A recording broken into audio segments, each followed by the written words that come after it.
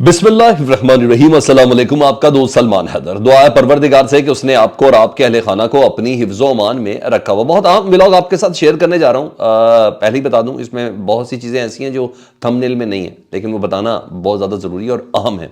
तो इसलिए व्लॉग मुकम्मल देखिएगा और कमेंट सेक्शन में डेफिनेटली आपने मुझे बताना है। पाकिस्तान तहरीक इंसाफ के इंट्रा पार्टी इलेक्शन से मुतालिक सबसे पहले बात कर लेते हैं। इंतखाबात हो गए और शाम तक नतायज थे, वक्त से बहुत पहले नतायज आ गए, क्योंकि वजह ये थी कि जितने अफराद मुयसर थे, पेशावर का इलेक्शन सेल रखा गया था, वहीं इलेक्शन हुए जी।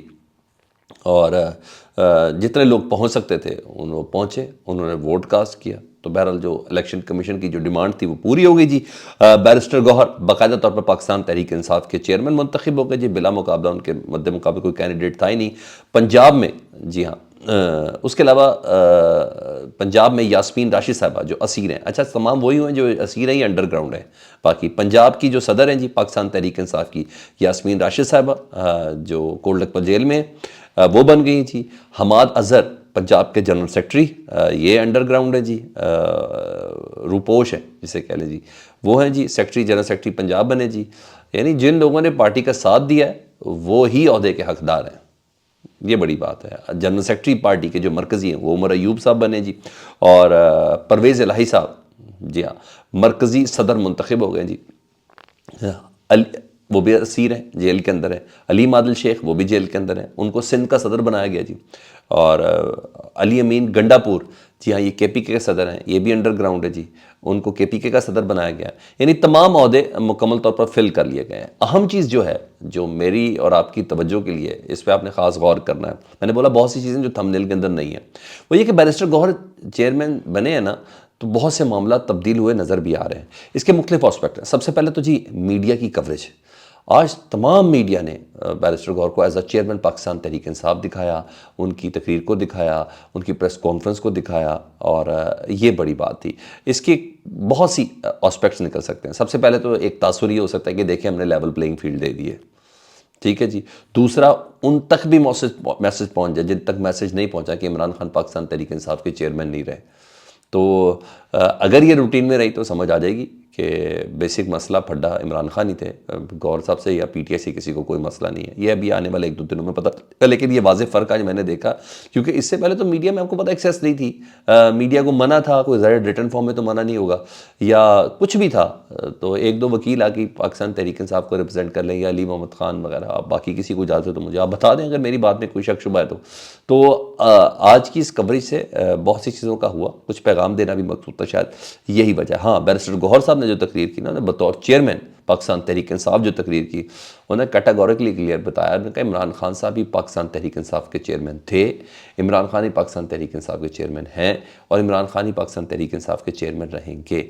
हाँ, उन्होंने ये ज़रूर कह दिया, अब इस तासुर को भी तो ज़ाहिर करना है ना, उन्होंने कहा पार्टी का हमारा किसी से कोई झगड़ा नहीं है, ठीक है, हमारी कोई यानी वो जो मज़ाहमत वाला और जो एंटी बयानिया जो था ना, उससे इज्तनाब करने का प्लान है जी गौहर साहब का। ज़ाहिर बात है इमरान खान साहब को बहुत सी चीज़ें हैं तो जिसकी बिना पे इमरान खान साहब ने हिदायत की है ना, तो इमरान खान साहब के अहकामात बहुत सी जगहों पर वाज़ेह होंगे, ठीक है जी, क्योंकि बाहर तो पहुँचने नहीं देते वो सारी बातें।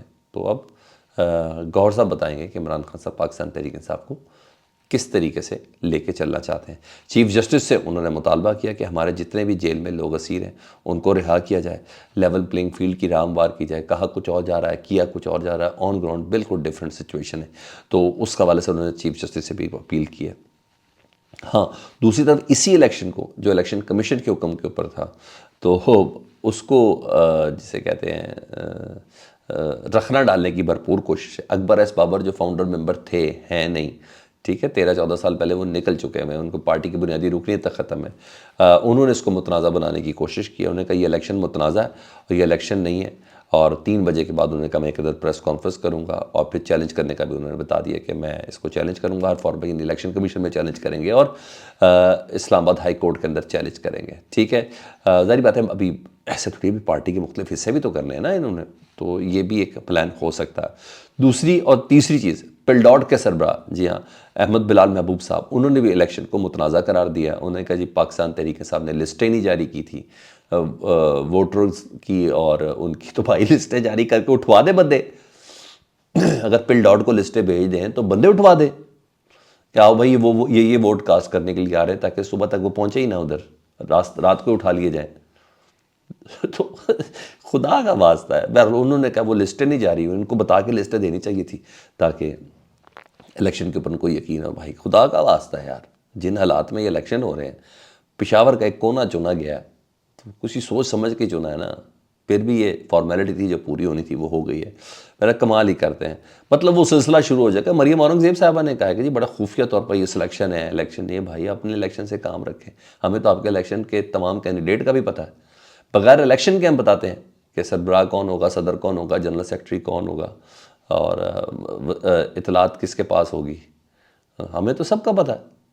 تو ذرا اگر دھیان کریں. لیکن بہرحال ظاہر کچھ نہ کچھ تو بولنا، جب ہو ہی نہ کچھ بولنے کے لیے پھر یہ بہترین ٹاپک ہے. ہاں ادھر مسلم لیگ نون کا پارلیمانی بورڈ کا اجلاس جاری ہے. نواز شریف صاحب اس کی سربراہی کر رہے ہیں. ٹکٹس کی تقسیم اور کچھ لوگوں کو انٹرویوز کے لیے بھی بلایا گیا ہے، وہ بھی انٹرویو بھی ہو رہے ہیں. 20 دسمبر کی فائنل ڈیٹ دی گئی ہے کہ 20 دسمبر تک نہ ہر حالت میں لسٹوں کو فائنل کر لیا جائے. ٹھیک ہے جی، تاکہ پھر باقی معاملات شروع ہوں. تو پارلیمانی بورڈ کے 35 اراکین بھی آج بلائے گئے ہیں اور تمام کے تمام ایک جگہ پہ موجود ہیں ہال ٹاؤن میں. کاف لیگ سے مکمل، جو میں آپ کو بتا رہا ہوں، جو پارلیمانی بورڈ نے کاف لیگ سے مکمل اتحاد کی مخالفت کی ہے. ٹھیک ہے جی، یہ کہہ رہے ہیں نا ادھر کے نہ ادھر کے، تو یہ بھی بڑا زبردست کام ہے جی. مکمل مخالفت کی ہے.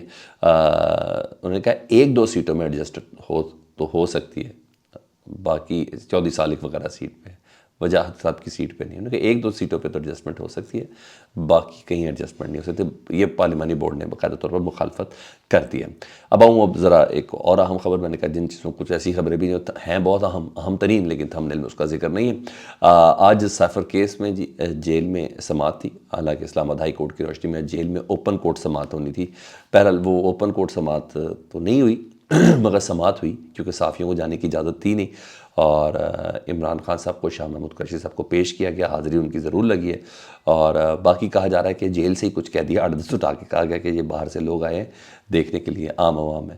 تو آج صرف حاضری لگی ہے. مگر ہاں عمران خان صاحب نے ایک غریب باتیں تو آ جاتی ہیں. تو بتایا جا رہا ہے کہ عمران خان صاحب نے سائفر کیس میں آج جج صاحب کو کہا ہے کہ بطور وزیر اعظم سائفر معاملے کی انکوائری کا میں نے آرڈر دیا تھا. بطور وزیر اعظم میں نے سائفر معاملے کی انکوائری کا آرڈر کیا تھا. اس میں طاقتور لوگ ملوث ہیں، انہیں بچانے کی کوشش کی جا رہی ہے. مجھے اللہ کے سوا کسی کا ڈر نہیں ہے. ہمیں بھیڑ بکریوں کی طرح بند کر دیا گیا ہے، اور جو مجرم ہے نواز شریف صاحب، ان کو باہر سے لا کے پاکستان لے آئے ہیں، یعنی لندن سے پاکستان لے آئے ہیں.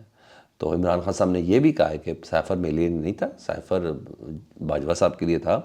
اور شاہ محمود قریشی کو اچانک پتہ چلا تو تب ہم نے اس کی کاپی نکلوائی، اور ہمیں جو بھی چیزیں تھیں وہ ہمیں تب جا کے ہمیں پتہ چلا. یہ تو ہمیں ایڈریس ہی نہیں تھے. ہم یعنی وہ جو سازش والا عنصر تھا وہ ڈائریکٹ جو تھا وہ مخاطب جو لفظ تھا نا کہ عدم اعتماد کر لیں تو آپ کے پچھلے گناہ معاف، بقول عمران خان صاحب کہ وہ تمام معاف کر دیے جائیں گے. پھر اس کی جو ایک کاپی شیئر ہو چکی ہوئی ہے امریکی جریدے کے اندر. تو انہوں نے کہا یہ بیسیکلی چیز میرے لیے مخاطب ہی نہیں تھے، یا نہ میرا وزیر خارجہ اس میں مخاطب تھا، کہ ڈائریکٹ باجوہ صاحب اس کے لیے مخاطب تھے. تو انہوں نے کہا میں نے اس کی انکوائری دی تھی، لیکن کچھ طاقتور لوگ ہیں جن کو بچانا مقصود ہے. اپنا بہت زیادہ خیال رکھیں جی. اللہم صلی علی محمد و آل محمد.